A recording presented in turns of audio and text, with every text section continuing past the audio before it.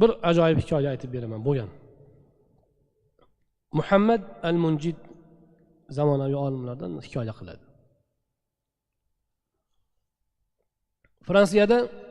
Fransiyada bo'lgan voqea. Bir ayol bor ekan, yosh 93 ga bor, 90 dan o'tgan, 92 yoshli ayol ekan. Juda keksayib qo'ygan, yolg'iz yashar ekan. Bir o'g'li bor ekan, u o'sha ularning o'zlarining odatlariga ko'ra onasini tashlab ketgan ekan. Onasiga beparvo, biz til bilan aytganda onasiga oq bo'lgan bola ekan. Hali kampirning bir qo'shnisi bor ekan, musulmon yigit. Har kuni baland qavatdan qo'lida yetalab olib tushib yo'llab qo'yar ekan, mashinasiga olib borib qo'yar ekan. Yana ko'rib qolsa, kelayotganini chiqib darrov qo'lidan tutib uyga olib chiqib qo'yar ekan. Bir kuni kampir so'rabdiki, "Sen o'zi kimsan?" debdi. "Qo'shningizman." "Birortasi menga seni xizmat qilganim uchun senga haq beradimi? Nega menga sen bunaqa xizmat qilyapsan?" Yo'inki debdi, darrov hayoliga kelibdi-da, onada boladan umid qiladi. Ana bevafo o'g'lim bitamtasiga pul berib, shu onamga qarab tur deb ijara haqini bergan bo'lsa, o'shanga bu menga xizmat qilyaptimikin degan hayolda, "Yo ana bu o'g'lim seni yollaganmi?" debdi. Amerikada shunaqa shirkatlar bor ekan. Fozil Qoraka rahmatli aytib bergandilar. Shunaqa shirkatlar bor ekanki, ota-onadan xabar olib turar ekan. O'g'il xabar olishga vaqti yo'q, toqati ham yo'q. Haliga firmaga pul o'tkazib qo'yadi. Kelishib bo'ladi. Har haftada 2 marta telefon qilib xabar olib turasiz. Bozor ucharini qilib berasiz. Falon doktor bo'ladi, bo'lmaydi. Mana bunisi bo'lsa buncha pul, bunisi bo'lsa buncha pul va hokazo. Orada shu telefon qilib qo'yisham bor. 2 marta telefon qilib xabar olib turasiz. O'zi telefon qilmaydi. O'zi telefon qilib, "Dada, yaxshimisiz?" deyishga toqati yo'q. O'shunaqa nimalar bor, shirkatlar bor. Ana o'shunaqa shirkat orqali yollaganmikin seni deydi. Yigit aytdiki, "Yo'q." Birov senga buyurganmi menga xizmat qilishingniki buyurib senga haq bersa? deydi. "Ha, shundoq menga buyurgan va menga haq va'da qilgan" deydi. Manzilga yetib qoldi, gap qolib ketdi. Xizmat yana davom etyapti. Yana bir kuni hali kampir yana so'rab qoldi. "Menga qara, sen tunov kuni menga tayinlagan, buyurdi menga senga xizmat qilishimni va menga ajr beradi deding-a? Ha shundoq. Kim u? Kim?" dedi, so'rab qoldi. Musulmon yigit aytdiki, "Alloh" dedi. Kim? Alloh.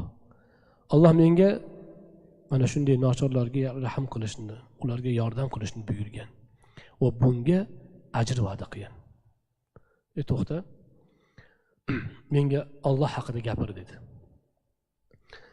Haligi yigit Alloh subhanahu va taolo haqida gapirib ketdi va payg'ambar alayhisolatu vassalomni, islomni tanishtira ketdi. Ali kampir aytdiki, "Sen aytayotgan din, agar sen aytgandek bo'lsa, men musulmon bo'laman" dedi. "Qayerga borishimiz kerak? Ket, yur." Fransiyadagi islom markaziga borishdi. Islom markaziga borib, o'sha joyda musulmon bo'ldi. Asr namozidan keyin imomni topishdi. Musulmon bo'lib, iymon keltirib uyga qaytdi. Uyga qaytib keldi-yu, yuragi sanchib og'irlashib qoldi va o'sha kuni vafot etdi. Vafot etgandan keyin o'g'li yetib keldi. Keyin o'g'liga, "Bu onang musulmon bo'ldi. Endi biz musulmonlar qabristoniga qo'yamiz buni" desa, "Bo'lmasam onamni pulini to'lab qo'yinglar" debdi.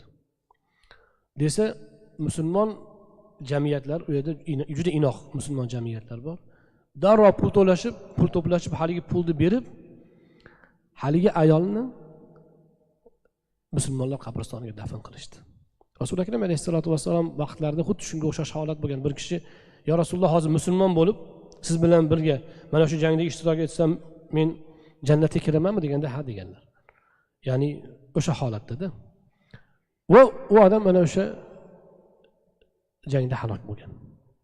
Rasululloh akram alayhisolam aytdilarki, "Bitta ham ibodat qilmasdan jannatni topib ketdi" dedilar. inson oxir nima bo'lishini bilmaydi. Haligi kampir musulmon bo'lib iymon bilan ketdi va Allohga cheksiz muhabbatga to'lgan qalb bilan ketdi. Keyin qiziqishibdi. Bu ayol nega bu ilohiy marhamatga sazovor bo'ldi deb qiziqishsa, u ayol hamshira ayol ekan va kasallarga o'ta mehribon ekan. Kasallarga o'ta rahm shafqat bilan qaragani uchun Alloh unga rahm qildi